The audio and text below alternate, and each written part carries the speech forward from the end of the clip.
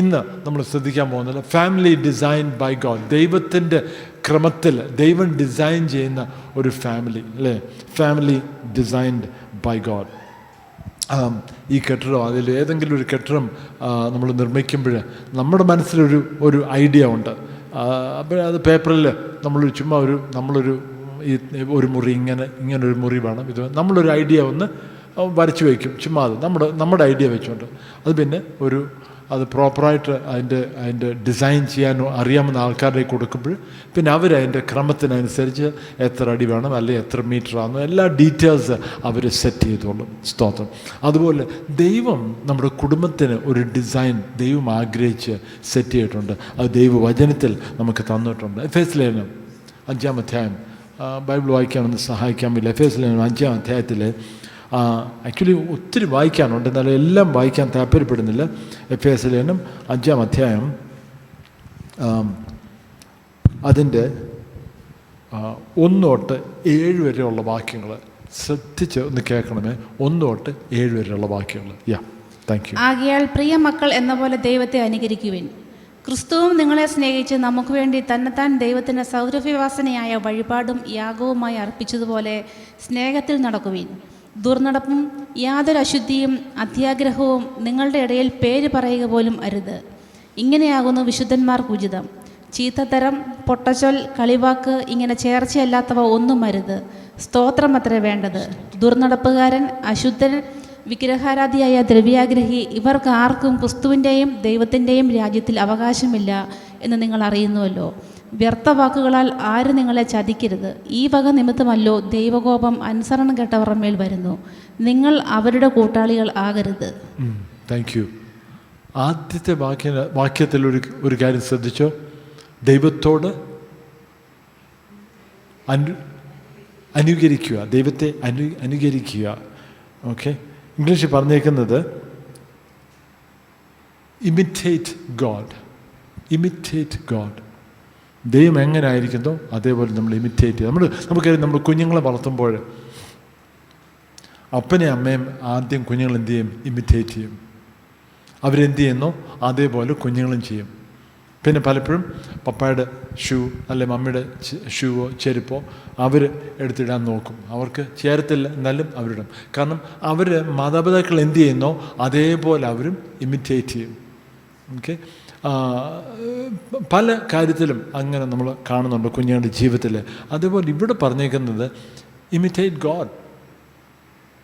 ദൈവം എങ്ങനെയാണെന്നോ അതേപോലെ നമ്മളൊന്ന് കോപ്പി അടിക്കാമോ? ദൈവത്തെ കോപ്പി അടിക്കുന്നവർ, ദൈവത്തെ ഇമിറ്റേറ്റ് ചെയ്യുന്നവർ. ദൈവം എങ്ങനെയാണ് സംസാരിക്കുന്നത്? ദൈവത്തിൻ്റെ സ്വഭാവം എങ്ങനെയാണ്? ദൈവത്തിൻ്റെ വീക്ഷണം എങ്ങനെയാണ്? ദൈവത്തിൻ്റെ നോട്ടം എങ്ങനെയാണ്? ദൈവത്തിൻ്റെ താല്പര്യങ്ങളും ആഗ്രഹങ്ങളും എങ്ങനെയാണ്? അതേപോലെ ഞാനൊന്നായിത്തീരാമെങ്കിലോ?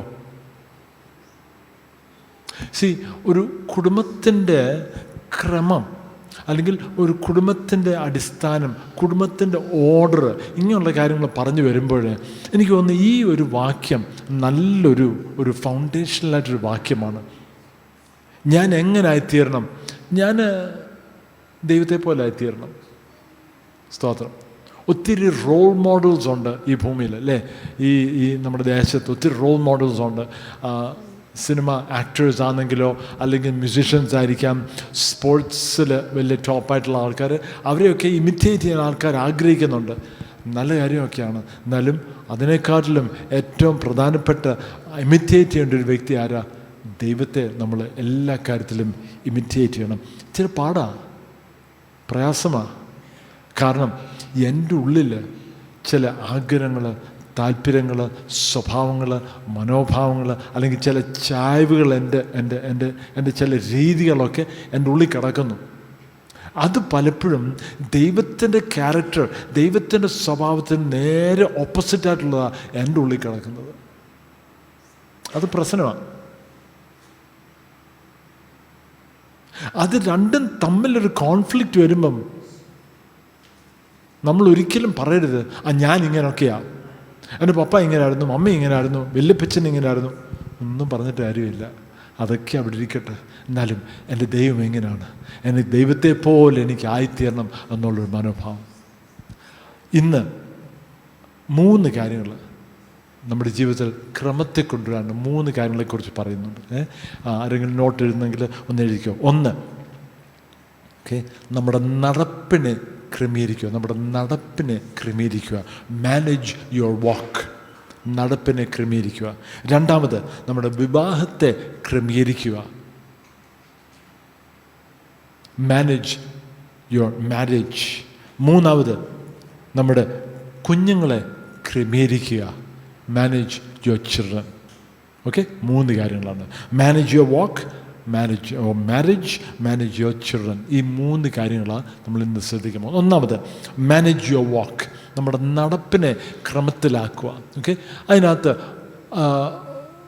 3 കാര്യങ്ങൾ അവിടെ പറയുന്നുണ്ട് അല്ലേ. 1 തൊട്ട് 7 വരെയുള്ള വാക്യത്തിൽ തന്നെ അവിടെ പറയുന്നുണ്ട്, വാക്ക് ഇൻ ലവ്, നമ്മൾ സ്നേഹത്തിൽ നടക്കുക. എങ്ങനെയാ സ്നേഹത്തിൽ നടക്കുന്നത്? സ്നേഹത്തിൻ്റെ ഒരു പ്രത്യേകത എന്താണെന്നറിയോ? സ്നേഹം ഒരു കൊടുക്കുന്ന മനോഭാവമാണ്. സ്നേഹം മറ്റുള്ളവർക്ക് വേണ്ടി എന്ന് ചിന്തിക്കുന്നതാണ്. ഓക്കെ, മറ്റുള്ളവർക്ക് വേണ്ടി സ്നേഹം. അതെങ്ങനെ അറിയാം? യോഹന്നാൻ സുവിശേഷം 3:16 പറഞ്ഞേക്കുന്നത് എന്തുവാ? ദൈവം എന്ത് ചെയ്തു? മനുഷ്യരെ, for God so loved the world, ദൈവം ഈ ലോകത്തെ സ്നേഹിച്ചു. അതുകൊണ്ട് ദൈവം എന്ത് ചെയ്തു? തൻ്റെ ഏകജാതനായ പുത്രനെ കൊടുത്തു. സ്തോത്രം. ദൈവം നമ്മളെ സ്നേഹിച്ചില്ലായിരുന്നെങ്കിൽ ഒരിക്കലും യേശുക്രിസ്തുവിനെ ഭൂമിയിലോട്ട് അയക്കത്തില്ലായിരുന്നു.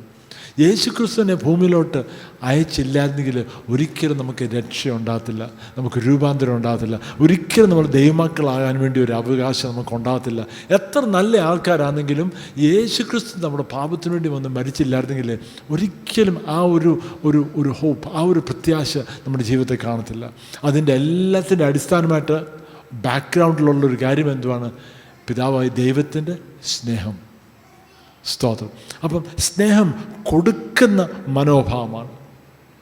കൊടുക്കുന്ന മനോഭാവം അല്ലെങ്കിൽ അതിൻ്റെ ഓപ്പോസിറ്റ് എന്തുവാ? ഇങ്ങോട്ട് കിട്ടാൻ എന്തെങ്കിലും നോക്കുക അല്ലേ. കൊടുക്കുന്ന മനോഭാവമുണ്ട്, സെൽഫിഷായിട്ട് ഉള്ള മനോഭാവമുണ്ട്. എനിക്കെന്ത് കിട്ടാനൊക്കും, എനിക്കെന്ത് പ്രയോജനം, എനിക്ക് എത്ര കിട്ടും, എങ്ങനെയാ നിങ്ങൾ മാനിക്കാൻ പോകുന്നത്, എന്നെക്കുറിച്ചുള്ള ചിന്ത, സെൽഫിഷായിട്ടുള്ള ചിന്തയാണ് സാധാരണ മനുഷ്യരുടെ രീതി. ദൈവത്തിൻ്റെ രീതി എങ്ങനെയാ? തന്നെ ത്യജിച്ചു അല്ലേ, യേശുവിനെ തന്നെ ത്യജിച്ചു. ഇന്ന് നമ്മുടെ കർത്തൃവാഴ്ച എടുത്തപ്പോൾ അല്ലേ, അതൊരു ചിത്രീകരണമാണ്. എന്തിനാണ് ചിത്രീകരിക്കുന്നത്? അയ്യോ, ദൈവത്തിൻ്റെ സ്നേഹം, യേശുവിൻ്റെ ആ സ്നേഹം. എത്ര സ്നേഹിക്കണം? മരണം വരെ സ്നേഹിക്കണം. സ്തോത്രം. എത്ര സ്നേഹിക്കണം? എത്ര ക്ഷമിക്കണം? മരണം വരെ ക്ഷമിക്കണം. ക്രൂശിൽ കിടന്നു യേശു എന്തു ചെയ്യുന്നു? ക്ഷമിക്കുക അല്ലേ. ക്രൂശിൽ കിടന്നപ്പം തന്നെ യേശു പറഞ്ഞു, പിതാവേ, ഇവരെന്തുവാ ചെയ്യുന്ന അവർക്ക് അറിയത്തില്ല, അവരോട് ക്ഷമിച്ചേര്. റോമൻ പടയാളികളാണ്, അവർക്ക് ശരിക്കും അറിയാം എന്താണ് യേശുവിൻ്റെ മനോഭാവം കണ്ടില്ലയോ, ഇവരോട് ക്ഷമിച്ചേര്, ഇവരെന്തുവാ ചെയ്യുന്നത് അവരറിയുന്നില്ല. അപ്പം സ്നേഹിക്കുന്ന ഒരു മനോഭാവം, ക്ഷമിക്കുന്ന ഒരു മനോഭാവമാണ് ദൈവത്തിൽ, കർത്താവിൽ നമ്മൾ കാണുന്നത് അല്ലേ. ക്രിസ്തു നമുക്ക് വേണ്ടി തന്നു. അപ്പോൾ ഇവിടെ ചില പാപ സ്വഭാവങ്ങളെക്കുറിച്ച് ഒരു ലിസ്റ്റ് കൊടുത്തിട്ടുണ്ട്. അതെല്ലാം ഞാൻ വായിക്കാൻ ഇപ്പോൾ ആഗ്രഹിക്കുന്നില്ല. എന്നാലും ഈ പാപ സ്വഭാവങ്ങളുടെ ഒരു പ്രത്യേകത എന്തുവാണെന്ന് വെച്ചാൽ, സ്നേഹത്തിൽ ജീവിക്കുന്ന ഒരു വ്യക്തി, ഒരു കൊടുക്കുന്ന മറ്റുള്ളവർക്ക് വേണ്ടി എന്ന് ജീവിക്കുന്ന ഒരു വ്യക്തി ഈ പാപ സ്വഭാവത്തിലോട്ട് കയറേണ്ടി വരത്തില്ല. അതിൽ നമുക്ക് മാറി നിൽക്കാൻ ഒക്കും, അത് നമുക്ക് അവോയ്ഡ് ചെയ്യാൻ ഒക്കും. അതെനിക്ക് വേണ്ടിയതല്ല എന്ന് നമുക്ക് പറയാൻ ഒക്കും. എന്നാലും എനിക്ക് വേണ്ടി എന്ന് ചിന്തിക്കുന്ന ഒരു വ്യക്തിയാണെങ്കിൽ ഇങ്ങനെയുള്ള എല്ലാ പാപ സ്വഭാവത്തിലോട്ട് നമ്മൾ പോകാൻ സാധ്യതയുണ്ട്. അതിന് ആഗ്രഹങ്ങളും ചായ്വും എത്ര ഉണ്ടെന്ന് പറഞ്ഞാലും നമുക്ക് പറയാനൊക്കും, അല്ല, ഞാൻ സ്നേഹത്തിൽ ജീവിക്കുന്ന ഒരു വ്യക്തിയാണ്, കൊടുക്കുന്ന മനോഭാവമാണ്, മറ്റുള്ളവർക്ക് വേണ്ടി ഞാൻ ജീവിക്കുന്ന ഒരു വ്യക്തിയാണ്. സ്നേഹത്തിൽ നടക്കുക. നമ്മുടെ നടപ്പ്, നമ്മുടെ സ്വഭാവം, നമ്മുടെ പ്രവൃത്തി എല്ലാം സ്നേഹത്തിൽ തന്നെ. എനിക്ക് എന്ന് ചിന്തിച്ചാൽ, സെൽഫിഷായിട്ട് നമ്മൾ ചിന്തിച്ച് കഴിയുമ്പോഴത്തേക്ക് ഈ ലോകത്തിലെ പാപസ്വഭാവങ്ങളെല്ലാം അപ്പം ചിലർ പറഞ്ഞില്ല, എന്നാലും കുറച്ചുകൂടെ ഞാനൊന്ന് അടിച്ച് പൊളിച്ചിട്ട് കുറച്ചൊന്ന് ജീവിതമൊക്കെ ഒന്ന് എൻജോയ് ചെയ്തിട്ട് കുറച്ച് എൻ്റെ ജീവിതം ഒന്ന് ഒരു സന്തോഷമൊക്കെ വേണ്ടായോ? യേശുവിന് എവിടുന്നാണ് സന്തോഷം കിട്ടിയത്? മറ്റുള്ളവർക്ക് വേണ്ടി ജീവിക്കുകയും മറ്റുള്ളവർക്ക് വേണ്ടി മരിക്കുകയും ചെയ്തു. അനേകരുടെ ജീവിതത്തിൽ സൗഖ്യവും വിടുതലും രൂപാന്തരവും എല്ലാം യേശു കൊടുത്തു. സ്തോത്രം. പിന്നെ ഈ ശിഷ്യന്മാരോട് നല്ലൊരു ബന്ധം ഉണ്ടായിരുന്നു, ഇല്ലയോ? എന്നാലും അതിനെക്കാട്ടി പ്രധാനപ്പെട്ട ഒരു ബന്ധം യേശുവിനുണ്ടായിരുന്നു. എന്തുവാണെന്നറിയാമോ? തൻ്റെ പിതാവുമായിട്ടുള്ള ബന്ധമായിരുന്നു. ഒരു പ്രാവശ്യം ഞാൻ ഈ കഴിഞ്ഞ ആഴ്ച വായിച്ചതാ, യേശുവിൻ്റെ സ്വന്തം കസിൻ യോഹന്നാൻ സ്നാപകൻ മരിച്ചെന്ന് മാത്രമല്ല, ഒരു വ്യക്തിയുടെ തല വെട്ടി ഒരു പാത്രത്തിൽ ഇങ്ങനെ കൊണ്ടുപോകാന്ന് പറഞ്ഞാൽ അത് ജസ്റ്റ് കൊല്ലുമെന്ന് മാത്രമല്ല, അതിനെ അങ്ങ് ഹീനമായിട്ടുള്ള രീതിയിൽ വളരെ ലോ ലെവലിലോട്ടങ്ങ് കൊണ്ടുപോകാം. ഇതെല്ലാം യേശു അത് ഇങ്ങനെ മരിച്ചു ഇത് കേട്ടപ്പോഴുണ്ടല്ലോ, തൻ്റെ ഹൃദയത്തിൻ്റെ ആ ഭാരം മാതിരി എന്ത് ചെയ്തു? അങ്ങ് പോയി, ഒറ്റയ്ക്ക് പോയിട്ട് ഒരു മലയിലോട്ട് പോയി. എന്തിനാ മല പോകുന്നത്? വേറെ ആരും അവിടെ വരുന്നില്ല. തൻ്റെ പിതാവുമായിട്ടിരുന്ന് പ്രാർത്ഥിക്കാൻ വേണ്ടി ഒറ്റയ്ക്ക് പോയി. സ്തോത്രം. ചില സുവിശേഷങ്ങളിൽ ചില ഭാഗത്ത് നോക്കിയാൽ യേശു ഇങ്ങനെ പ്രാർത്ഥിക്കാൻ പോകുമ്പോൾ അവിടെ ചില അന്യമൃഗങ്ങൾ അല്ലെങ്കിൽ എന്താ പറയുക വന്യമൃഗങ്ങൾ ഉണ്ടെന്ന് പറയും, അല്ലേ? ഈ വൈൽഡ് ആനിമൽസ് കുറച്ചുണ്ട്, യേശുവുമുണ്ട്. ഞാൻ ചിലപ്പം ചിന്തിക്കും, വേറെ ആരും അവിടെ കയറി വരാതിരിക്കാൻ വേണ്ടിയായിരിക്കും ഇങ്ങനെയുള്ള സ്ഥലത്തോട്ട് പോയത്. വേറെ ആരും ഇങ്ങനെ സ്ഥലമാണെങ്കിൽ ആരും വരത്തില്ല. ഒരു ഡിസ്റ്റർബൻസും ഇല്ലാതെ ഒരു ശല്യമില്ലാതെ യേശുവും പിതാവുമായിട്ട് ആ ഒരു ബന്ധം, ആ ഒരു സമയം യേശു ഒത്തിരി വാല്യൂ ചെയ്തു. അപ്പോൾ ഏറ്റവും പ്രയാസമുള്ള സമയത്ത്, ഏറ്റവും ദുഃഖം നിറയുന്ന സമയങ്ങളിലൊക്കെ ഞാൻ മനസ്സിലാക്കുന്നത്, വചനത്തിൽ നിന്ന് ഞാൻ മനസ്സിലാക്കുന്നത്, യേശു എന്ത് ചെയ്തു? തൻ്റെ പിതാവിൻ്റെ കൂടെ പോയി സമയം ചെലവഴിച്ചു. സ്തോത്രം. നമുക്ക് പ്രയാസമുള്ളപ്പോൾ നമ്മൾ എന്ത് ചെയ്യും? കൂട്ടുകാരെ വിളിക്കാം, മദ്യപിക്കാം, സിഗരറ്റ് വലിക്കാം, അല്ലെങ്കിൽ ഒരു മൂവി പോയി കാണാം, അല്ലെങ്കിൽ ഫോൺ അങ്ങോട്ട് എടുത്തിട്ട് യൂട്യൂബ് ഇങ്ങനെ സെർച്ച് ചെയ്യാം, അല്ലെങ്കിൽ ഫേസ്ബുക്കിനകത്തോട്ട് കയറും, അല്ലെങ്കിൽ ഇൻസ്റ്റഗ്രാമോ, ഒത്തിരി കാര്യം നമുക്ക് ചെയ്യാനൊക്കെ, അല്ലേ? ഒരു ദുഃഖം വരുമ്പം, വിഷമം വരുമ്പം, പ്രയാസം വരുമ്പം ഓപ്ഷൻസ് ഒത്തിരി ഉണ്ട്. ചില പണം ഉണ്ടെങ്കിൽ ഓപ്ഷൻസ്, അതിൽ കൂടുതൽ ഓപ്ഷൻസ് കിടപ്പുണ്ട്. എന്നാലും ദൈവമക്കൾ എന്നുള്ള നിലയിൽ നമ്മുടെ ഏറ്റവും വലിയ ഭാരത്തിൻ്റെ മധ്യേ, നമ്മുടെ വേദനയുടെ മധ്യേ, നമ്മുടെ ദുഃഖത്തിൻ്റെ മധ്യേ നമ്മുടെ പിതാവുമായിട്ടുള്ള ബന്ധം, പിതാവിൻ്റെ കൂടെ സമയം ചെലവഴിക്കാൻ വേണ്ടി അത് ഒരു സാറ്റിസ്ഫാക്ഷനായിട്ട്, അതൊരു സൊല്യൂഷനായിട്ട്, അതൊരു ക്രമമായിട്ട്, അതൊരു സമാധാനമായിട്ട് നമ്മുടെ ജീവിതത്തിൽ ഒരു ശീലമാക്കിയെടുക്കാമോ? യേശു ഓട്ടോമാറ്റിക്കലി എപ്പോഴും പ്രയാസമുണ്ടോ ദുഃഖമുണ്ടോ ഓട്ടോമാറ്റിക്കലി ഉടനെ തന്നെ പിതാവിൻ്റെ അടുത്ത് പോവാം. നമുക്കത് നമ്മുടെ ജീവിതത്തിലെ ഒരു പാറ്റേൺ ആക്കിയെടുക്കാം. Okay, walk in love. രണ്ടാമത്, വാക്ക് ഇൻ ലൈറ്റ്. സ്തോത്രം. വെളിച്ചത്തിൽ നടക്കുക. എന്നാലും ആ വാക്യത്തിൽ നോക്കിയാൽ 8 തൊട്ട് 14 വരെയുള്ള വാക്യങ്ങളാണ് അവിടെ പറയുന്നുണ്ട്. For you are light. നിങ്ങൾ വെളിച്ചമാണ്. 8 തൊട്ട് 14 വരെ ഒന്ന് വായിക്കാമോ? മുമ്പേ നിങ്ങൾ ഇരുളായിരുന്നു, ഇപ്പോഴോ കർത്താവിൽ വെളിച്ചമാകുന്നു. കർത്താവിന് പ്രസാദമായത് എന്തെന്ന് പരിശോധിച്ചുകൊണ്ട് വെളിച്ചത്തുള്ളവരായി നടന്നുകൊള്ളുവിൻ. സകല സൽഗുണവും നീതിയും സത്യവുമല്ലോ വെളിച്ചത്തിൻ്റെ ഫലം. ഇരുട്ടിൻ്റെ നിഷ്ഫല പ്രവൃത്തികളിൽ കൂട്ടാളികളാകരുത്, അവയെ ശാസിക്കുക അത്രേ വേണ്ടത്. അവർ ഗൂഢമായി ചെയ്യുന്നത് പറവാൻ പോലും ലജ്ജയാകുന്നു. അവയെ ശാസിക്കുമ്പോഴോ സകലത്തെയും കുറിച്ച് വെളിച്ചത്താൽ ബോധം വരും. ബോധം വരുന്നതെല്ലാം വെളിച്ചം പോലെ തെളിവല്ലോ. അതുകൊണ്ട് ഉറങ്ങുന്നവനെ ഉണർന്ന് മരിച്ചവരുടെ ഇടയിൽ നിന്ന് എഴുന്നേൽക്കുക, എന്നാൽ ക്രിസ്തു നിന്റെ മേൽ പ്രകാശിക്കും എന്ന് ചൊല്ലുന്നു. വെളിച്ചത്തിൽ നടക്കുക. നമ്മുടെ വീടിൻ്റെ വളരെ സുരക്ഷിതമായിട്ട് രാത്രിയിലായിരിക്കണമെങ്കിൽ എന്തുവാ ചെയ്യേണ്ടത്? നമ്മൾ നല്ല ഗോദ്രേജിൻ്റെ ലോക്ക്, അല്ലേ? ഈ ഇടയ്ക്ക് ഞാൻ കണ്ടു, ഈ ഇരുമ്പിൻ്റെ ഒരു പ്രത്യേക ഒരു ഡോറ്, അത് ലോക്ക് വീഴുന്നത് മുകളിൽ താഴെ സൈഡിൽ അവിടെ ഇവിടെ എല്ലാം ലോക്കാണ് എന്ന് പറഞ്ഞാൽ അതൊരു വലിയൊരു ബോംബ് പൊട്ടിച്ചാൽ പോലും തുറക്കാനൊക്കാത്ത രീതി ഭയങ്കര ലോക്ക് വെച്ചേക്കുക. നല്ല കാര്യം ചെയ്യണം കേട്ടോ, ലോക്ക് ചെയ്യണം, രാത്രി ലോക്ക് ചെയ്യണം. ചിലപ്പോൾ ഞങ്ങൾ മറന്നിട്ട് ഡോറും എല്ലാം രാവിലെ എഴുന്നേറ്റ് മറന്ന് ഡോറും എല്ലാം തുറന്ന് നടക്കുന്നു. അങ്ങനെ ഞങ്ങൾക്ക് സംഭവിച്ചിട്ടുണ്ട്. എന്നാലും സാധാരണ അത് വേണം, ലോക്ക് വേണ്ടെന്നല്ല, എന്നാലും സുരക്ഷിതത്വത്തിന് വേണ്ടി ചെയ്യുന്ന ഒരു കാര്യം തോന്നറിയാം, എല്ലാ ഡോറിൻ്റെ അവിടെ നല്ല വെളിച്ചം വെച്ചാൽ വലിയ വ്യത്യാസം ഉണ്ടാവും. അതുകൊണ്ട് ഒന്നും പറ്റത്തില്ലെന്നല്ല, എന്നാലും എല്ലാ ഡോറുണ്ടോ, ബാക്കിലും ഫ്രണ്ടിലും എവിടെയൊക്കെ ഡോറുണ്ടോ, എവിടെയൊക്കെ ഒരു എൻട്രി ഉണ്ടോ, അവിടെ എല്ലാം നല്ല വെളിച്ചം വെച്ചാൽ മതി. വെളിച്ചമുള്ളിടത്ത്, വെളിച്ചം നല്ലപോലുള്ളിടത്ത് വെളിച്ചത്തിൻ്റെ പ്രവൃത്തികൾ, ഇരുട്ട് നല്ലപോലുള്ളിടത്ത് എന്ത് സംഭവിക്കും? ഇരുട്ടിൻ്റെ പ്രവൃത്തികൾ. അപ്പം ഈ വാക്യത്തിൽ പറഞ്ഞിരിക്കുന്നത് യു ആർ ലൈറ്റ്, നിങ്ങൾ വെളിച്ചമാണ്. പിന്നെ പറയുന്നത് നിങ്ങൾ നേരത്തെ എന്തുമായിരുന്നു? നിങ്ങൾ ഇരുളായിരുന്നു, ഇപ്പോഴെന്തുമായിത്തീർന്നു? വെളിച്ചമായിത്തീർന്നു. യോ, ഞാൻ വെളിച്ചമാണോ? അതാ വചനത്തിൽ പറഞ്ഞിരിക്കുന്നത്, നമ്മൾ വെളിച്ചമാണ്. പിന്നെ അതിനോടൊപ്പം പറഞ്ഞിട്ട് നമ്മളൊരു സമയത്ത് ഇരുളായിരുന്നു. നമ്മുടെ മനോഭാവം, നമ്മുടെ ചിന്തകൾ, നമ്മുടെ ഹൃദയത്തിൻ്റെ ആഗ്രഹങ്ങൾ, നമ്മുടെ താല്പര്യങ്ങൾ, നമ്മുടെ ഉള്ളിൻ്റെ ഉള്ളിൽ ഇരുളായിരുന്നു. എന്നാലും ദൈവമക്കളായിത്തീരുമ്പോൾ യേശുക്രിസ്തുവിൻ്റെ സ്നേഹം നമ്മുടെ ഹൃദയത്തിലോട്ട് ഇറങ്ങി കഴിയുമ്പോഴത്തേക്ക് എന്ത് സംഭവിക്കുന്നു? നമ്മളെ ദൈവം രൂപാന്തരപ്പെടുത്തി നമ്മൾ വെളിച്ചമായിത്തീരുന്നു. സ്തോത്രം. അപ്പോഴെന്ത് ചെയ്യണം? വെളിച്ചത്തിൻ്റെ പ്രവൃത്തികൾ. ഇരുട്ടിൻ്റെ പ്രവൃത്തി ഇനി എനിക്ക് ഒക്കത്തില്ല, അതിലല്ല, കാരണം ഞാൻ വെളിച്ചത്തിലാണ്. വെളിച്ചത്തിൽ നടക്കുക, വെളിച്ചത്തിൽ ഫോക്കസ് ചെയ്യുക.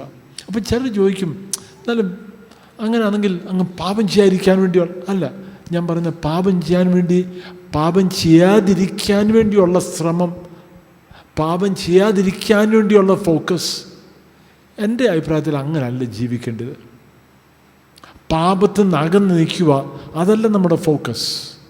പാപം ചെയ്യണമെന്ന് പറയുമല്ല, നമ്മുടെ ഫോക്കസ് എങ്ങനെയായിരിക്കണം? ഞാൻ വെളിച്ചത്തിലാണ്, ഞാൻ ഒരു ദൈവഭായിലാണ്, ദൈവത്തോട് എത്ര ചേർന്ന് നടക്കാമോ അതായിരിക്കണം എൻ്റെ ശ്രദ്ധ. വെളിച്ചത്തിൻ്റെ പ്രവൃത്തികൾ, വെളിച്ചത്തിൻ്റെ ചിന്തകൾ, വെളിച്ചത്തിൻ്റെ മനോഭാവം. ആരെങ്കിലും എന്നോട് എന്തെങ്കിലും പറഞ്ഞു, എൻ്റെ ഉള്ളിൽ അത് മാതിരി പ്രയാസം ഉണ്ടായി, അപ്പോഴെന്ത് ചെയ്യണം? വെളിച്ചത്തിൻ്റെ സ്വഭാവമാണോ ഇരുട്ടിൻ്റെ സ്വഭാവമാണോ? ഇരുട്ടിൻ്റെ സ്വഭാവമാണെങ്കിൽ ഉടനെ ഞാൻ ചിന്തിക്കും, കണ്ടോ, അല്ലേലും എനിക്കറിയാം ഈ പുള്ളി ഇങ്ങനെ, അല്ലേലും എന്നെക്കുറിച്ച് ഇങ്ങനെയൊക്കെയാണ് ചിന്തിക്കുന്നത്, എന്നെക്കുറിച്ച് ഇങ്ങനെയൊക്കെയാണ് പറയുന്നത്. ഇങ്ങനെ ചിന്തകൾ ഇങ്ങനെ പോയിട്ട് പിന്നെ മറ്റ് പല കാര്യം നമ്മൾ മനസ്സിൽ പ്ലാൻ ചെയ്യാൻ തുടങ്ങും. ഇരുട്ടിൻ്റെ പ്രവൃത്തിയാണ്, ഇരുട്ടിൻ്റെ മനോഭാവം, ഇരുട്ടിൻ്റെ ഹൃദയത്തിൻ്റെ ചില മൂവ്മെൻറ്റ്സാണ്. എന്നാലും വെളിച്ചത്തിലായിരിക്കുമ്പോൾ എന്ത് ചെയ്യും? വെളിച്ചത്തിലോട്ട് വന്നിട്ട് നമ്മൾ പറയുക, അത് അവരെങ്ങനെ ചിന്തിച്ചാലും എങ്ങനെ പ്രവർത്തിച്ചാലും സാരമില്ല, ഞാനങ്ങ് ക്ഷമിക്കുക. എന്തുവാ? ക്രിസ്തുവിനെ പോലെ ആയിത്തീരുക. ആദ്യത്തെ വാക്യത്തിൽ നമ്മൾ വായിച്ചല്ലോ, ദൈവത്തെ പോലെ ആയിത്തീരുക. നമ്മൾ ദൈവത്തിൻ്റെ സ്വഭാവം എങ്ങനെയാണ്? ക്ഷമിക്കുന്ന സ്വഭാവമാണ്.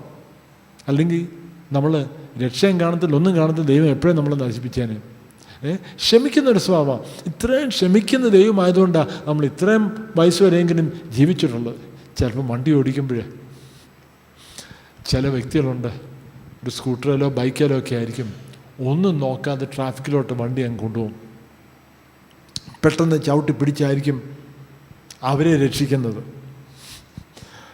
അപ്പം ഞാൻ ചില നരച്ച മുടിയുള്ളവരൊക്കെ ആയിരിക്കും. അപ്പം ഞാൻ പലപ്പോഴും ഞാൻ പറയും, എങ്ങനെയോ ഇത്ര നാളൊക്കെ ജീവിച്ചു, ഇങ്ങനത്തെ പരിപാടി കാണിച്ചിട്ട്, ഇങ്ങനത്തെ പ്രവൃത്തി, ഇങ്ങനത്തെ വണ്ടി ഓടിയും കൊണ്ടും എങ്ങനെയോ ഇത്ര നാളൊക്കെ ജീവിച്ചല്ലോ.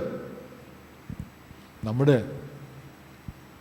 പാപസ്വഭാവം, നമ്മുടെ മനോഭാവം, നമ്മുടെ പ്രവൃത്തിയും ചിന്തകളും ഹൃദയത്തിൻ്റെ ആഗ്രഹം, ഇതെല്ലാം ഇങ്ങനെ ആയിട്ടും നമ്മൾ ഇത്രയൊക്കെ ജീവിച്ചല്ലോ.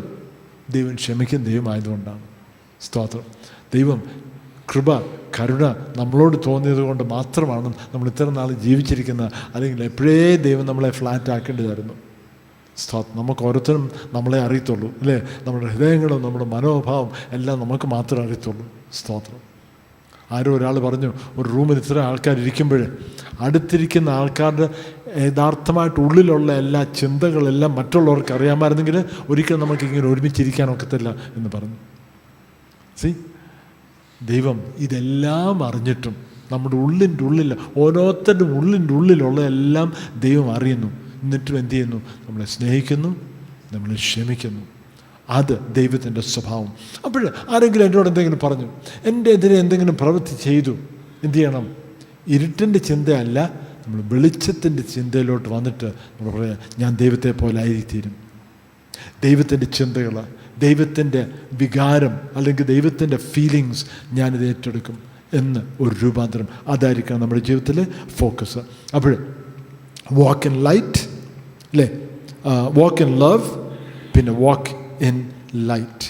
ഓക്കെ, സ്നേഹത്തിൽ നടക്കുക, വെളിച്ചത്തിൽ നടക്കുക. സ്തോത്രം. രണ്ടാമത് ക്രമീകരിക്കേണ്ടത് നമ്മുടെ വിവാഹത്തെ ക്രമീകരിക്കുക എന്ന് എഴുതിയിട്ടുണ്ട്, അല്ലേ. ഓക്കെ, വെളിച്ചത്തിൽ നടക്കുക എന്ന് പറഞ്ഞതിൻ്റെ അതിനകത്ത് ഒരു കാര്യം കൂടെ പറഞ്ഞിട്ടുണ്ട്. The fruit of the spirit, ആത്മാവിൻ്റെ ഫലം. സ്തോത്രം. നമ്മൾ തെങ്ങയിൽ മാങ്ങ കണ്ടിട്ടുണ്ടോ? അല്ലെ മാവേൽ തെങ്ങ് കണ്ടിട്ടുണ്ടോ? ചിലപ്പോൾ ഉണ്ടായിരിക്കും, അത് ബഡ് ചെയ്തൊക്കെ നാച്ചുറലായിട്ട് വളരുന്ന അങ്ങനെ വരത്തില്ല, അല്ലേ. ഫേക്കായിട്ടുള്ള വല്ലതും ഉണ്ടെങ്കിലേ ഉള്ളൂ. എന്നാലും നാച്ചുറലായിട്ട് ഒരിക്കലും നമ്മൾ തെങ്ങയിൽ മാങ്ങ അല്ലെ മാവ് തെങ്ങോ ഇങ്ങനൊന്നും ഒരിക്കലും കാണത്തില്ല, അല്ലേ. ആ ഒരു മാങ്ങ ഉള്ള ഒരു മരം കണ്ടാൽ അത് തെങ്ങാണോ മാവാണോ നമ്മൾ ഒന്നുകൂടെ ആലോചിക്കേണ്ട ആവശ്യമില്ല. സ്തോത്രം. ഫ്രൂട്ട് ഓഫ് ദി സ്പിരിറ്റ്, ആത്മാവിൻ്റെ ഫലം. ആ വ്യക്തി ഏത് വ്യക്തിയാണെന്ന് ഉടനെ നമുക്കറിയാം. അത് പോട്ടെ, മറ്റുള്ളവരുടെ കാര്യം പോട്ടെ, നമ്മളെ തന്നെ നോക്കണം. എൻ്റെ ജീവിതത്തിൽ വരുന്ന ഫലം മറ്റുള്ളവരെ വിരൽ വീണ്ടാൻ നമുക്ക് എളുപ്പമാണ്, അല്ലേ. എന്നിട്ട് എന്നെ തന്നെ വിരൽ വീണ്ടും നമ്മളെ തന്നെ വിരൽ വീണ്ടിട്ട് പറയണം എൻ്റെ ജീവിതത്തിലെ ഫലം എങ്ങനെയാണ്. ഇപ്പം നമ്മളെ തന്നെ ആകുമ്പോൾ ഉള്ളിൻ്റെ ഉള്ളിലുള്ള കാര്യം കൂടെ നമുക്ക് ചെക്ക് ചെയ്യാം. ഉള്ളിൻ്റെ ആഗ്രഹങ്ങൾ മറ്റുള്ളവരെ പ്രസാദിപ്പിക്കാൻ വേണ്ടി ഞാൻ വേണേൽ പ്രവൃത്തി ഞാൻ ചിലപ്പം ക്രമത്തിൽ കൊണ്ടുവരുമായിരിക്കും, അല്ലേ. എല്ലാവർക്കും പ്രസാദം ആകുന്ന പോലുള്ള പ്രവൃത്തികൾ ഞാൻ ചെയ്യുമായിരിക്കും. എന്നാലും ഉള്ളിൻ്റെ ഉള്ളിൽ എന്തൊക്കെയാണ് കിടക്കുന്നത് അത് ഞാൻ അറിയുന്നുണ്ട്. അത് ആത്മാവിൻ്റെ ഫലമാണോ, അത് വെളിച്ചത്തിൻ്റെ ആഗ്രഹങ്ങളാണോ, അതോ ഇരുളിൻ്റെ ആഗ്രഹങ്ങളാണോ? നമ്മൾ പിന്നെയും പിന്നെയും ആ വെളിച്ചത്തിലോട്ട് വരികയും പിന്നെയും ആത്മാവിൻ്റെ ചിന്തകളും പ്രവൃത്തിയിലോട്ടും ആത്മാവിൻ്റെ ഫലം നമ്മുടെ ജീവിതത്തിൽ വരട്ടെ. പിന്നെ മൂന്നാമത് വാക്ക് ഇൻ വിസ്ഡം, ജ്ഞാനത്തിൽ നടക്കുക. വാക്ക് ഇൻ വിസ്ഡം 15 തൊട്ട് 21 വരെ ഉണ്ട് വാക്യങ്ങൾ. വായിക്കാമോ? 11 തൊട്ട് 21 വരെ. ആകയാൽ സൂക്ഷ്മതയോടെ അജ്ഞാനികളായില്ല ജ്ഞാനികളായത്ര നടക്കുവാൻ നോക്കുവിൻ. ഇത് ദുഷ്കാലമാകിയാൽ സമയം തക്കത്തിൽ ഉപയോഗിച്ചുകൊള്ളുവിൻ. ബുദ്ധിഹീനരാകാതെ കർത്താവിൻ്റെ ഇഷ്ടം ഇന്നതെന്ന് ഗ്രഹിച്ചുകൊള്ളുവിൻ. വീഞ്ഞു കുടിച്ച് മത്തരാകരുത്, അതിനാൽ ദുർനടപ്പുണ്ടാകുമല്ലോ. ആത്മാവ് നിറഞ്ഞവരായി സങ്കീർത്തനങ്ങളാലും സ്തുതികളാലും ആത്മീക ഗീതങ്ങളാലും തമ്മിൽ സംസാരിച്ചും നിങ്ങളുടെ ഹൃദയങ്ങളിൽ കർത്താവിന് പാടിയും കീർത്തനം ചെയ്തും നമ്മുടെ കർത്താവായ യേശുക്രിസ്തുവിൻ്റെ നാമത്തിൽ ദൈവവും പിതാവുമായവന് എല്ലായ്പ്പോഴും എല്ലാറ്റിനും വേണ്ടിയും സ്തോത്രം ചെയ്തുകൊള്ളുവിൻ. ക്രിസ്തുവിൻ്റെ ഭയത്തിൽ അന്യോന്യം കീഴ്പ്പെട്ടിരിക്കുവിൻ. അജ്ഞാനികളായിട്ടല്ല, ജ്ഞാനികളായിട്ടാണ്. ജ്ഞാനികളായിട്ട് എങ്ങനെ ജീവിക്കണം, ഒരു ജ്ഞാനിയായിട്ട് എങ്ങനെ ജീവിക്കണം എന്നിവിടെ പറഞ്ഞിട്ടുണ്ട്. അത് ഒരു ഡോക്ടറേറ്റ് കിട്ടിയിട്ടോ PhD കിട്ടിയിട്ടോ ഒന്നുമല്ല ജ്ഞാനികളാകുന്നത്. ഇവിടെ പറഞ്ഞേക്കുന്നത് ജ്ഞാനികളാണ് എങ്ങനെ എന്ന് പറയുന്നുണ്ട്. Not foolish but as wise. സമയം തക്കത്തിൽ ഉപയോഗിക്കുന്ന കാര്യം പറയുന്നുണ്ട്, അല്ലേ. Redeeming the time because the days are evil. ദൈവം നമുക്ക് ഒരു ജീവൻ തന്നിട്ടുണ്ട്. 70 ഏറെയായാലും 80 വർഷം നമുക്കുണ്ട്. പെട്ടെന്ന് അങ്ങ് പോവും. ചെറുപ്പമാകുമ്പോൾ നമ്മൾ ചിന്തിക്കും, അയ്യോ കിടക്കുന്ന വർഷങ്ങൾ കിടക്കുന്നു.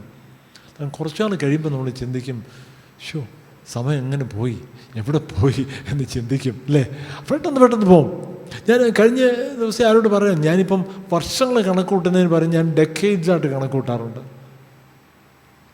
അതൊരു 10 വർഷം വീതം ഒരു ഡെക്കേഡ്സ് പോലെ ഞാൻ പലപ്പോഴും ചിന്തിക്കും.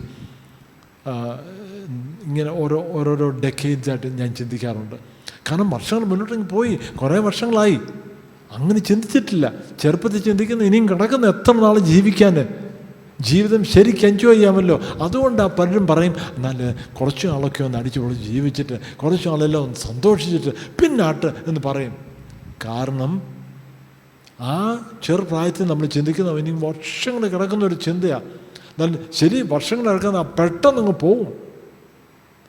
സമയം തക്കത്തിൽ ഉപയോഗിക്കാൻ പറയുന്നുണ്ട്. Redeeming the time. സ്തോത്രം. കുറച്ച് നാളേ ഉള്ളൂ. 70-80 വർഷം എന്ന് പറഞ്ഞാൽ ഒന്നുമില്ല, പെട്ടെന്ന് പോകും. ഇംഗ്ലീഷിൽ പറഞ്ഞിരിക്കുന്നത് ലൈക്ക് എ വേപ്പർ. നമ്മുടെ ജീവിതം ഒരു ആവി പോലെ, ഒരു ആവി പോലെ അല്ലേ, പെട്ടെന്ന് അങ്ങ് പോവാം. അതുകൊണ്ട് നമ്മുടെ ജീവിതം വളരെ ക്രമത്തിൽ ജീവിക്കേണ്ടത്. ജ്ഞാനികളായിട്ട് അജ്ഞാനികളായിട്ട് ജ്ഞാനികളായിട്ട് നമ്മൾ ജീവിക്കേണ്ടതാണ്. ആത്മാവിൻ്റെ ഫലം, വെളിച്ചത്തിലുള്ള ജീവിതം, ഇതെല്ലാം നമ്മുടെ ജീവിതത്തിൽ വളരെ അത്യാവശ്യമാണ്. അപ്പം ഒന്ന്, സ്നേഹത്തിൽ നടക്കുക, വെളിച്ചത്തിൽ നടക്കുക, ജ്ഞാനത്തിൽ നടക്കുക. ക്രമീകരിക്കേണ്ടത് നമ്മുടെ നടപ്പിനെ ക്രമീകരിക്കുക. നമ്മുടെ കുടുംബത്തെക്കുറിച്ച് പറഞ്ഞു വരിക. എന്നാലും എന്ത് ചെയ്യണം? നമ്മുടെ ജ്ഞാനത്തെ അല്ല, നമ്മുടെ നടപ്പിനെ ആദ്യം ഒന്ന് ക്രമീകരിക്കുക. സ്തോത്രം. നമ്മുടെ നടപ്പിനെ ഒന്ന് ക്രമീകരിക്കുക. ഭർത്താവിനെ ക്രമീകരിക്കാനല്ല, ഭാര്യയെ ക്രമീകരിക്കാനല്ല, കുഞ്ഞുങ്ങളെ ക്രമീകരിക്കാനല്ല, മറ്റുള്ളവരെ ക്രമീകരിക്കാനല്ല, അപ്പച്ചനെ അമ്മച്ചി അതെല്ലാം വിട്ടേര്. അതെല്ലാവരും ഒന്ന് വിട്ടേര് ഒരു നിമിഷത്തേക്ക്. അതെല്ലാം വിട്ടിട്ട് ആദ്യം എന്ത് ചെയ്യണം? ഇങ്ങോട്ട് വിരളി കൊണ്ടിട്ട് നമ്മുടെ നടപ്പിനെ ഒന്ന് ക്രമീകരിക്കുക. രണ്ടാമത് ക്രമീകരിക്കേണ്ടത് മാനേജ് യുവർ മാരേജ്. നമ്മുടെ വിവാഹത്തെ ക്രമീകരിക്കുക. ഇതിനകത്ത് 2 കാര്യമേ അതിനെക്കുറിച്ച് പറഞ്ഞിട്ടുള്ളൂ. വളരെ സിമ്പിളായിട്ട് ഇതെല്ലാം നമ്മൾ കേൾക്കുന്ന കാര്യങ്ങളാണ് അല്ലേ. 2 കാര്യമേ പറഞ്ഞിട്ടുള്ളൂ. 22 തൊട്ട് 33 വരെയുള്ള വാക്യങ്ങൾ, അതെല്ലാം വായിക്കാനിപ്പം സമയം എടുക്കേണ്ട ആവശ്യമില്ല. 22 തൊട്ട് 33 വരെയുള്ള വാക്യങ്ങൾ. ഭാര്യമാർ ഭർത്താക്കന്മാർക്ക്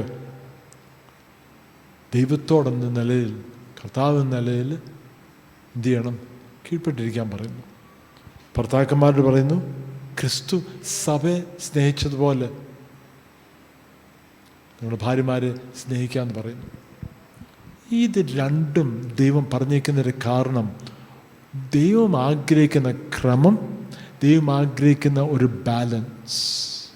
അതിനകത്ത് രണ്ടിനും 2 സൈഡുണ്ട്. ഭാര്യമാർ കീഴ്പ്പെട്ടിരിക്കണം എന്ന് പറയുന്നു, കീഴടങ്ങിയിരിക്കണം, കീഴ്പ്പെട്ടിരിക്കുന്നു എന്ന് അവിടെ പറയുന്നുണ്ട്.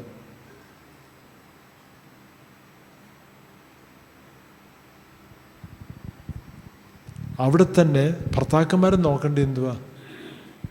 ഭാര്യമാർ എനിക്ക് കീഴ്പ്പെട്ടിരിക്കുവാണ്, ഭാര്യ എനിക്ക് കീഴ്പ്പെട്ടിരിക്കുവാണെങ്കിൽ ഞാൻ കീഴ്പ്പെട്ടിരിക്കാൻ യോഗ്യനായിട്ടൊരു വ്യക്തിയാകണം. ഭർത്താവ് ആ ഭവനത്തിൻ്റെ നിയന്ത്രണം, ആ ഭവനത്തിൻ്റെ പുരോഹിതൻ എന്നുള്ളൊരു കോൺസെപ്റ്റ് വചനത്തിൽ കൊടുത്തിട്ടുണ്ട്. അങ്ങനെ ആണെങ്കിൽ ആ ഭവനത്തിലെ പ്രാർത്ഥനയ്ക്കും ആരാധനയ്ക്കും എല്ലാ കാര്യത്തിനും ഒരു ക്രമം വെച്ചു കൊടുക്കേണ്ടത് ഭർത്താവായിരിക്കണം. അങ്ങനെ അല്ലായെങ്കിൽ നമ്മൾ ആ ഒരു ക്രമത്തിലോട്ട് വരണം. എനിക്കതൊന്നും നോക്കത്തില്ല, അങ്ങനൊരു ചോയ്സ് ഇല്ല, അത് ചെയ്തേ പറ്റൂ. നമ്മൾ ആ ക്രമത്തിലോട്ട് വളർന്നു വരണം, അല്ലെങ്കിൽ നമ്മൾ ആ ക്രമത്തിലോട്ട് ഒരു സ്റ്റെപ്പ് എടുക്കണം. അത് ദൈവത്തിൻ്റെ പ്ലാനാണ്, അത് ദൈവത്തിൻ്റെ പദ്ധതിയാണ്. ഏതൊക്കെ നമ്മളിപ്പോൾ പറഞ്ഞല്ലോ, നമ്മുടെ നടപ്പിനെ ക്രമീകരിക്കുന്ന കാര്യം അല്ലേ, ഇതെല്ലാം ആരംഭത്തിൽ നമ്മൾ തന്നെ ചെയ്യണം. അതെല്ലാം ചെയ്തു കഴിഞ്ഞാൽ എന്ത് ചെയ്യണം? പുരുഷന്മാർ ചെയ്യാമെങ്കിൽ, അല്ലെങ്കിൽ ഭർത്താക്കന്മാർ ചെയ്യാമെങ്കിൽ, ഭാര്യമാർ കീഴ്പ്പെട്ടിരിക്കാൻ വേണ്ടി ഒരു പ്രോപ്പറായിട്ടുള്ള അന്തരീക്ഷം നമ്മൾ ഒരുക്കി കൊടുക്കണം. അല്ലെങ്കിൽ കീഴ്പ്പെട്ടിരിക്കാൻ ബുദ്ധിമുട്ടായിത്തീരും. അപ്പോൾ ഭാര്യമാരോട് കീഴ്പ്പെട്ടിരിക്കാൻ പറയുന്ന സമയത്ത് ഭർത്താക്കന്മാരും ചെയ്യേണ്ടത് എന്തുവാണ്? അതിനുവേണ്ടിയുള്ളൊരു സംവിധാനം ഒരുക്കി കൊടുക്കണം. ഭർത്താവ് ഉത്തരവാദിത്വം എടുക്കാതെ എപ്പോഴും കിടന്ന് ഉറങ്ങുക, ജോലിയുടെ കാര്യമോ വീട്ടിലെ കാര്യമോ ഒരു ക്രമവും ഇല്ലാതെ അങ്ങ് പോവാണെങ്കിൽ കീഴ്പ്പെട്ടിരിക്കാൻ നോക്കുന്നതാണോ? അതിന് കീഴ്പ്പെട്ടിരിക്കാൻ പോയാൽ വീട് മൊത്തം പൊളിയും അല്ലേ. അങ്ങനത്തെ ഒരു ജീവിതത്തെ കീഴ്പ്പെട്ടിരിക്കുന്നത് എങ്ങനെ? എല്ലാത്തിനും ആത്മീയ ജീവിതം ഒന്നാം സ്ഥാനം കൊടുത്ത് അത് കഴിഞ്ഞിട്ട് ബാക്കി എല്ലാം മതി എന്നുള്ളൊരു സ്റ്റെപ്പ് നമ്മൾ എടുത്തേ പറ്റൂ. ആത്മീയ ജീവിതത്തിന് അല്ലെങ്കിൽ ആരാധനയ്ക്ക് പോകുന്നതിന്, പ്രാർത്ഥനയുടെ കാര്യത്തിൽ നമ്മളൊരു സ്റ്റെപ്പ് എടുക്കണം. അത് വളരെ അത്യാവശ്യമാണ്. രണ്ടാമത്, ഭർത്താക്കന്മാരോട് പറയുന്നു ആ ഭാര്യമാരെ സ്നേഹിക്കാമെന്ന് പറയുന്നു.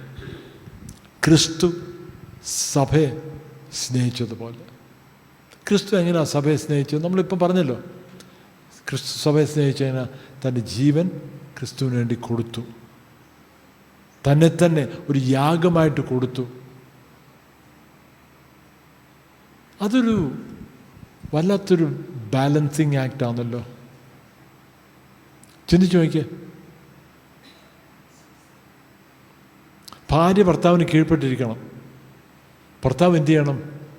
തൻ്റെ ജീവൻ മൊത്തം കൊടുക്കുക ഭാര്യയ്ക്ക് വേണ്ടി. രണ്ടും കണ്ടാൽ ഏകദേശമൊക്കെ ഒരുപോലെ. അതെന്തോ ജീവിതമാ? ജീവിതം മരണത്തിന് വേണ്ടി അങ്ങ് സമർപ്പിക്കുവാന്നോ?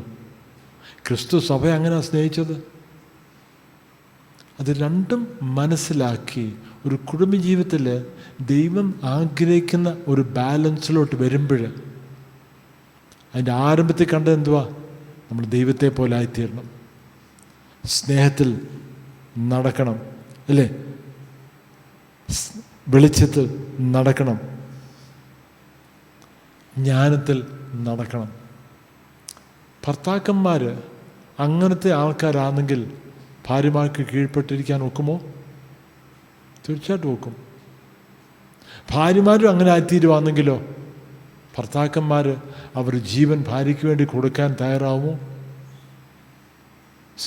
ഇതൊരു പ്രോപ്പർ ബാലൻസ് ദൈവം ആഗ്രഹിക്കുന്ന. അപ്പോൾ നമ്മുടെ വിവാഹത്തെ ക്രമീകരിക്കണം. ദൈവത്തെ പറഞ്ഞേക്കുന്നത് ഒത്തിരി ഡീറ്റെയിൽ പറയേണ്ട ആവശ്യമില്ല, നമുക്കത് മനസ്സിലാക്കാം. എന്നാൽ ഇതിൻ്റെ അടിസ്ഥാനമായിട്ടിട്ടതാണ് ആദ്യം പറഞ്ഞത്, നമ്മുടെ നടപ്പിനെ ക്രമീകരിക്കണം. അപ്പോൾ നമ്മുടെ കുടുംബത്തെ നമ്മൾ ക്രമീകരിക്കുക, നമ്മുടെ വിവാഹ ബന്ധത്തെ ക്രമീകരിക്കുക, ഭാര്യമാരും ഭർത്താക്കന്മാരും. മൂന്നാമത്, മാനേജ് യുവർ ചിൽഡ്രൻ. കുഞ്ഞുങ്ങൾ, അവരെ നമ്മൾ ക്രമീകരിക്കുക. പലപ്പോഴും കുഞ്ഞുങ്ങൾ മാതാപിതാക്കളെ ക്രമീകരിക്കുന്ന ലെവലിലാണ്, അല്ലേ? മാതാപിതാക്കൾ കുഞ്ഞുങ്ങൾക്ക് വേണ്ടി ജീവിക്കുക, മാതാപിതാക്കളുടെ ജീവിതം മൊത്തം ആ കുഞ്ഞുങ്ങളുടെ ജീവിതമായിട്ട് അങ്ങ് സെൻറ്റേഡാണ്. എൻ്റെ ഒരു ഉപ്പാപ്പൻ പറയുന്ന കാര്യം ഞാൻ ഓർക്കുക. പണ്ടൊക്കെ പിള്ളേരങ്ങ് വളരുമായിരുന്നു, ഇന്ന് ആ പിള്ളേരെ വളർത്തുന്നത്. പണ്ട് 8, 10, 12 പിള്ളേരുണ്ടായിരുന്നു. രാവിലെ കഥ അങ്ങോട്ട് തുറക്കും, എല്ലാം കൂടെ അങ്ങോട്ട് പുറത്തോട്ട് ഇറങ്ങിപ്പോയി കളിക്കുന്നു, ചാടുന്നു. വിശപ്പൊക്കെ ആയി വരുമ്പോഴത്തേക്ക് വീട്ടിലോട്ട് കയറി വരുന്നു. ഇന്ന് 1, 1.5 കുഞ്ഞുങ്ങളുടെ എണ്ണം. അങ്ങനെ ആകുമ്പോഴത്തേക്ക് ഇത്ര ഉള്ളല്ലോ, അപ്പോൾ ഇതിനെല്ലാം വളർത്തണം എന്ന് പറഞ്ഞുകൊണ്ട് ഇങ്ങനെ. അപ്പം അതിന് തീർച്ചയായിട്ടും വളർത്തണം. എന്നാലും അതിൻ്റെ വരുന്ന പ്രശ്നം, ഈ 2 വ്യക്തികൾ, അപ്പനും അമ്മയും, അവരുടെ ജീവിതം മുഴുവൻ ഈ കുഞ്ഞിനെ സെൻറ്റേഡായിട്ടുള്ള ജീവിതമാണ്. അപ്പോൾ ഈ കുഞ്ഞ് ചിന്തിക്കുന്നത് എന്തുവാ? ലോകം മുഴുവനും എനിക്ക് വേണ്ടി. കാരണം അപ്പനും അമ്മയും എനിക്ക് വേണ്ടി, എല്ലാം എനിക്ക് വേണ്ടി, കുഞ്ഞിന് വേണ്ടി. അപ്പം ഈ വളർന്നു വരുന്ന കുഞ്ഞുങ്ങൾ വളരെ സെൽഫിഷായി തീരുക, സ്വയം എല്ലാം എനിക്ക് വേണ്ടി എന്നുള്ള ചിന്താഗതി. അപ്പം ഡിമാൻഡിങ് ആവും, എല്ലാത്തെക്കുറിച്ച് ഡിമാൻഡിങ്ങും അങ്ങനത്തെ ഒരു മനോഭാവം അവരുടെ ജീവിതത്തിൽ വരുന്നു. അതുകൊണ്ട് ഉടനെ തന്നെ ഇപ്പോൾ എല്ലാ ഭവനങ്ങളിലും 8, 10 കുഞ്ഞുങ്ങളൊക്കെ അത് നടക്കത്തില്ലായിരിക്കും. ചിലപ്പോൾ അടുത്ത തലമുറ എങ്ങനെയാണെന്ന് അറിയാനൊക്കത്തില്ല. ഓക്കെ, അടുത്ത തലമുറ, ഇനിയും വരുന്ന തലമുറകൾ നേരെ ഒരു വേറെ ചിന്തയായിത്തീരും. അത് വേറെ കാര്യം. എന്നാലും ഈ സിറ്റുവേഷൻ ഇങ്ങനെയാണ്. ഇപ്പം കുഞ്ഞുങ്ങളുടെ കാര്യത്തിലായിട്ടാണ് മാതാപിതാക്കൾ മുഴുവൻ അവരുടെ ഫോക്കസും ശ്രദ്ധയും. അതിന് നല്ല കാര്യമാണെന്നില്ല. വരുന്ന പ്രശ്നം, കുഞ്ഞുങ്ങളുടെ ചിന്ത എന്തുവാ? ലോകം മുഴുവനും എന്നെ ചുറ്റി കറങ്ങുക, എൻ്റെ ഡിമാൻഡ്, എൻ്റെ ആഗ്രഹത്തിന് വേണ്ടി, എൻ്റെ ഇഷ്ടത്തിന് വേണ്ടി എന്നുള്ളൊരു പ്രശ്നമായിത്തീരുക, സെൽഫിഷായിത്തീരുക കുഞ്ഞുങ്ങൾ. സ്വന്തം മറ്റുള്ളവരെക്കുറിച്ച് ചിന്തിക്കുന്നില്ല. മറ്റുള്ളവർക്ക് ഒരു സഹായമായി തീരാനോ മറ്റുള്ളവർക്ക് ഒരു അനുഗ്രഹമായി തീരാനോ കുഞ്ഞുങ്ങൾ ചിന്തിക്കുന്നേ ഇല്ല. സ്തോത്രം. കുഞ്ഞുങ്ങളെ മാനേജ് ചെയ്യാൻ 2 കാര്യങ്ങൾ പറഞ്ഞിട്ടുണ്ട്, അല്ലേ? ഒന്ന്, അനുസരണം. 1, 2, 3 വാക്യങ്ങളൊന്ന് വായിക്കാമോ? ആദ്യത്തെ 3 വാക്യങ്ങൾ. മക്കളെ, നിങ്ങളുടെ അമ്മയപ്പന്മാരെ കർത്താവിൽ അനുസരിക്കുവിൻ, അത് ന്യായമല്ലോ. നിനക്ക് നന്മ ഉണ്ടാകുവാൻ നീ ഭൂമിയിൽ ദീർഘായുസ്സോടിരിപ്പാനും നിന്റെ അപ്പനെയും അമ്മയെയും ബഹുമാനിക്കുക എന്നത് വാഗ്ദത്തത്തോടു കൂടിയ ആദ്യ കൽപ്പനയാകുന്നു. ആദ്യ കൽപ്പന എങ്ങനത്തെ കൽപ്പന ഇത്? ഇതിൻ്റെ കൂടെ ഒരു പ്രത്യേകിച്ചൊരു വാഗ്ദത്തം കൂടെ കൊടുത്തിട്ടുണ്ട്. അമ്മയും അപ്പനെയും അനുസരിക്കുകയും കീഴ്പ്പെട്ടിരിക്കുകയും ചെയ്യുന്നത്. For this is right. കുഞ്ഞുങ്ങളുടെ ജീവിതത്തിൽ അനുസരണത്തിൻ്റെ ഒരു മനോഭാവം നമ്മൾ വെച്ചു കൊടുക്കണം. അത് അടിച്ചേൽപ്പിക്കുന്ന രീതിയിൽ ശരിയാകത്തില്ല. എന്നാലും അത് അവരുടെ ജീവിതത്തിലെ ഒരു റോളാണ്, അവരുടെ ജീവിതത്തിലെ ഉത്തരവാദിത്തമാണ്. അവർക്കത് നന്മയാണ്, അവർക്കത് നല്ലതാണ്. ഒരു ക്രമത്തിൽ അവരുടെ ജീവിതം ചെറുപ്പത്തിലേ പോകാമെങ്കിൽ ഭാവിയിൽ പ്രശ്നം ഉണ്ടാകത്തില്ല. സ്തോത്രം. നമ്മുടെ ജീവിതത്തിൻ്റെ ട്രജക്ടറി എന്നൊരു വാക്കുണ്ട്. അത് ആരംഭത്തിൽ തന്നെ തിരിഞ്ഞു പോയാൽ പിന്നെ കുറേ നാൾ കഴിയുമ്പോൾ തിരിച്ച് ആ ക്രമത്തിലോട്ട് വരണമെങ്കിൽ ഭയങ്കര ഡിസ്റ്റൻസാണ്, വലിയ പാടാണ്. എന്നാലും ചെറിയ ചെറിയ പ്രശ്നങ്ങൾ കൊച്ചിലെ ഉണ്ടാവാന്നേലും അത് തിരിച്ച് കൊണ്ടുവരാൻ എളുപ്പമാണ്. കൊച്ചിലെ ഞങ്ങളുടെ കുഞ്ഞുങ്ങൾ ചേർന്നായപ്പോഴേ പ്രാർത്ഥിക്കുന്ന ഒരു പ്രാർത്ഥന ഇതാണ്: കർത്താവേ, കൊച്ചിലെ തന്നെ ദൈവം ഇവർക്ക് ചെറിയ ചെറിയ അടി കൊടുത്ത് ദൈവത്തിൻ്റെ വഴിയിൽ നടത്തണമേ എന്ന് എപ്പോഴും പ്രാർത്ഥിക്കുമായിരുന്നു. ഇവരെപ്പോഴും സേഫ് ആയിരിക്കണം, എപ്പോഴും സന്തോഷമായിരിക്കണം, അങ്ങനത്തെ പ്രാർത്ഥനയല്ല. കർത്താവേ, ഇവരെ ദൈവത്തിൻ്റെ വഴി നടത്തണമേ, ചെറിയ ചെറിയ അടിയൊക്കെ കൊടുത്ത് ആ ദൈവത്തിൻ്റെ വഴി കൊണ്ടുപോകാൻ വേണ്ടി. കാരണം കുഞ്ഞിലെ തന്നെ ആ ക്രമത്തിൽ പോകാമെങ്കിൽ അങ്ങനെ അങ്ങ് പോയിക്കോളും. എന്നാലും കുഞ്ഞിലെ തന്നെ അങ്ങോട്ടും ഇങ്ങോട്ടുമൊക്കെ തിരിഞ്ഞു പോകാനുണ്ടല്ലോ, പിന്നെ അത് തിരിച്ചു കൊണ്ടുവരാൻ വേണ്ടി ഡിസ്റ്റൻസ് ഭയങ്കര വ്യത്യാസമാണ്. ആ ക്രമം, ആ ഡിസ്റ്റൻസും ഭയങ്കര വ്യത്യാസമാണ്. പിന്നെ വലിയ പാടാണ്. ചിലപ്പോൾ ഒരിക്കലും ആ ക്രമത്തിലോട്ട് മടങ്ങി വരത്തില്ല. ജീവിതകാലം മുഴുവനും അതിൻ്റെ ബുദ്ധിമുട്ട് അവരനുഭവിക്കും. അനുസരണം. 4 വാക്യം ഒന്ന് വായിച്ച്. പിതാക്കന്മാരോട് പ്രത്യേകിച്ച് പറയുന്നുണ്ട് കുഞ്ഞുങ്ങളെക്കുറിച്ച്. പിതാക്കന്മാരെ, നിങ്ങളുടെ മക്കളെ കോപിപ്പിക്കാതെ കർത്താവിൻ്റെ ബാലശിക്ഷയിലും പത്യോപദേശത്തിലും പോറ്റി വളർത്തുവിൻ. ഇംഗ്ലീഷിൽ പറയുന്നത് do not exasperate your children, do not drive them to anger. അതിനെ ബേസ് ചെയ്ത ആ ഒരു ഈ മാസത്തിലെ ഒരു ടോപ്പിക്, സെർമൺ ടോപ്പിക്. പലപ്പോഴും കുഞ്ഞുങ്ങളെ വളർത്തുമ്പം മാതാപിതാക്കൾക്ക് ഭയം, പ്രത്യേകിച്ച് പിതാക്കന്മാർക്ക് ഒരു ഭയം, ഇവനെങ്ങനെ ആയിത്തീരും, ഈ കുഞ്ഞുങ്ങൾ എങ്ങനെ ആയിത്തീരും, അതുകൊണ്ട് ഞാൻ ഇപ്പോഴേ നിയന്ത്രിച്ചേ പറ്റൂ. ഒരു ഓവർ കൺട്രോൾ പ്രശ്നമാണ്. കൺട്രോൾ വേണം, നിയന്ത്രണം വേണം. എന്നാലും അതിൻ്റെ കൂടെ നമ്മൾ ഓർക്കുക, ദൈവത്തെ അനുഗമിക്കുന്ന, ദൈവത്തെ ഫോളോ ചെയ്യുന്ന ഒരു മനോഭാവം ഇട്ടുകൊടുക്കാമോ? ദൈവത്തെ സ്നേഹിക്കുന്നത്, ദൈവത്തിൻ്റെ ക്രമത്തിൽ നടക്കുന്ന, ദൈവത്തോടുള്ള സ്നേഹം, ദൈവത്തോടുള്ള താല്പര്യം, ആ കാര്യങ്ങൾ ഇട്ടുകൊടുക്കാമോ? അത് വലിയ അനുഗ്രഹമായി തീരും. സ്തോത്രം. ദൈവിക കാര്യത്തിന് വേണ്ടി 1-ാം സ്ഥാനം കൊടുക്കാൻ പറഞ്ഞു കൊടുത്തിട്ട് കാര്യമില്ല. അവർ കാണണം നമ്മൾ അതിന് 1-ാം സ്ഥാനം കൊടുക്കുന്നു എന്ന്. സ്തോത്രം. എന്നാലും പലപ്പോഴും വരുന്ന പ്രശ്നം, അവർ കാണുന്നത് എന്താണെന്നറിയാം? സ്കൂളിൽ പോകുന്ന കാര്യത്തിന് വേണ്ടി 1-ാം സ്ഥാനം. വീട് മൊത്തം ഇളക്കി മറിച്ച് ബഹളം വെച്ചാലും സ്കൂളിൽ സമയത്തിന് എത്തിയിരിക്കും കുഞ്ഞ്. ഞായറാഴ്ച ആരാധനയ്ക്ക് വരുമ്പോൾ വലിയ ബുദ്ധിമുട്ടാണ്. കാരണം രാവിലെ എഴുന്നേൽക്കുമ്പം പല പല പ്രശ്നങ്ങളും, പിന്നെ ഇത് നോക്കണം അത് നോക്കണം, സമയത്തിന് വരാൻ വലിയ പാടാണ്. ഞാൻ സ്കൂളിൻ്റെ കാര്യം വരുമ്പോൾ ഒരു പ്രശ്നമില്ല, എങ്ങനെങ്കിലും ആ സമയത്തിന് എത്തിയിരിക്കും. രാവിലെയൊക്കെ വണ്ടി ഓടിച്ച് പോകുമ്പോൾ ഞാൻ പലയിടത്തും കാണും, ഒന്നീ അമ്മമാർ അല്ലെ വല്യപ്പച്ചമാർ വല്യമ്മച്ചിമാരായിരിക്കും പലപ്പോഴും കുഞ്ഞുങ്ങളെ കൊണ്ട് എല്ലാം യൂണിഫോമൊക്കെ ഇട്ട് ബുക്ക് ബാഗും ഒക്കെ റെഡിയായിട്ട് ഇങ്ങനെ നിൽക്കുക. സ്കൂൾ ബസ് എത്തുന്നതിന് മുമ്പേ തന്നെ റെഡിയായിട്ട് നിൽപ്പുണ്ട്. പഠിത്തം വളരെ പ്രാധാന്യമുള്ളതാണ്. എന്നാലും കുഞ്ഞുങ്ങൾ നമ്മുടെ സ്വഭാവത്തിൽ കൂടെ, നമ്മുടെ പ്രവൃത്തി കൂടെ അവർ കാണണം യഥാർത്ഥമായിട്ട് ഏതിനാ പ്രാധാന്യം, കുഞ്ഞുങ്ങൾ മനസ്സിലാക്കും. കുഞ്ഞുങ്ങൾ ശരിക്കും നമ്മുടെ സൈക്കോളജി അറിയാം. കുഞ്ഞുങ്ങൾ ശരിക്കും പേരൻസിനെ ഒബ്സർവ് ചെയ്യുന്നുണ്ട്. അതുകൊണ്ട് വളരെ സൂക്ഷിച്ച് നമ്മൾ എവിടെ പ്രാധാന്യം കൊടുക്കുന്നോ അവിടെ ആയിരിക്കും കുഞ്ഞുങ്ങളുടെ പ്രാധാന്യം.